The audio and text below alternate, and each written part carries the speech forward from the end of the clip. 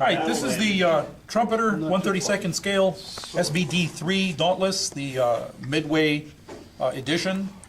It comes with clear fuselage halves, so that you can have the interior exposed if you like.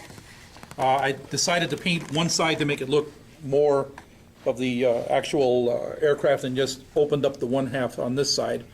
The model itself has some really nice features to it. It also has a couple of minor problems. This is actually an old kit. Came out about 12, 15 years ago. Some of the things that I had trouble with the model were some fit issues with the fuselage, and one of the tailplane parts were a little bit out of alignment. Other than that, the kit went together pretty well. It's pretty much all done by hand, done with enamel paints. And the only thing that I did as far as additional things was I scratch built the ignition harness on the engine and a couple of the details in the interior, especially in the rear cockpit. So you didn't, doesn't look like you used Future on the clear fuselage.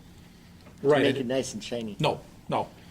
You don't want to, some of these clear parts, I don't know if Trumpeter's plastic might be affected of it, but you don't want to use anything like Future on some of these clear parts because it turns to yellow them. Oh, really? Yeah. Oh, that's good to know. You got to be careful with some of these clear parts, especially when you're using them on canopies. Sometimes it might yellow the plastic. I haven't had any bad experiences with it, but I don't use Future anyway because since I do everything with enamel paints, I really don't need to. So you said both fuselage halves were clear? We're clear, yes. Wow. Yeah.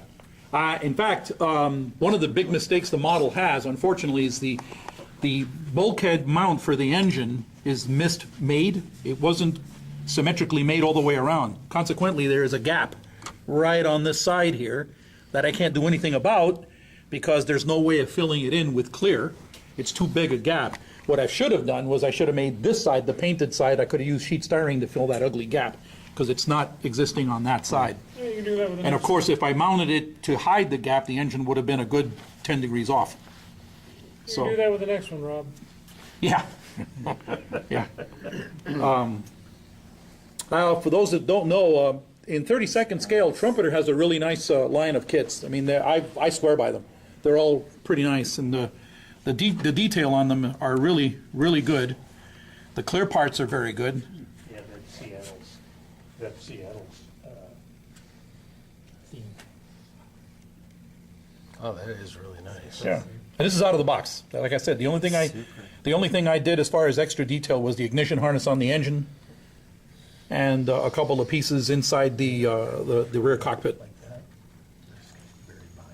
Hey, Rob, Even the photo etch is excellent. Yes. did they ever make a folding wing version or no? No, Of the Dauntless? No. No Dauntless ever had folding wings.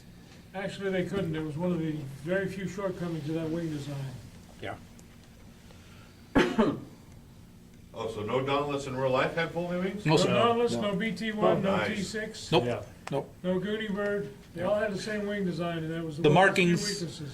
The markings that are for this aircraft are for Lieutenant Commander Best, who was the guy who literally destroyed the Akagi with one 1,000-pound bomb. And he was also instrumental in sinking the, which one was the one that was the last one sunk? The Hiryu or the Soryu? One of those. The last carrier at Midway, One of those. the last one was the ask Hiryu or Ralph. the I can Soryu give that you was the sunk? four of them, but I can't tell you what order. The Hiryu, I think, was the last one. That's the one, yeah. And he put a bomb on the deck of the Hiryu. So he is one of two pilots at the Battle of Midway that won the Navy Cross for being involved in sinking 2 of the 4 Japanese carriers at Midway. Sadly, he came down right after the battle with a horrible case of tuberculosis Yeah. because of the oxygen system. He had an allergy to it. It was an allergic reaction to the oxygen system they were using on the airplanes. Yeah. And he was grounded. The good news was that they sent him back to be a trainer, and he was pretty much responsible for the crews and the pilots that flew the later Dauntlesses and, of course, the Helldivers that sank most of the rest of the Japanese fleet that was actually destroyed by aircraft. So he was used as an instructor for that. So the, I assume that's a chart in there? Yeah. Yeah, I put that in there. It's a map of Midway. Map of Midway? Yeah. Okay. Because you see, the model actually has like a table that slides out from underneath the instrument panel. Right. And so I decided, since I've got so many airplane kits showing the cockpit view with the stick and, rudder pedals and stuff, I decided to go ahead and utilize the table and make it a little bit different from the other kits that I normally build. Hand-drawn map of Midway? Yeah. Yeah. Yep. And I Pretty used cool. it, I scaled it down from a map that came out of one of the Osprey books on the Okay. campaign, on the Battle of Midway. Nice. The lines may be a little bit thick for a map that size, but that was the Tough thinnest pen I can use, I can Yeah. find. Yeah. Any other Nice. Not questions? like Prometer, please, don't worry about it. Any other questions?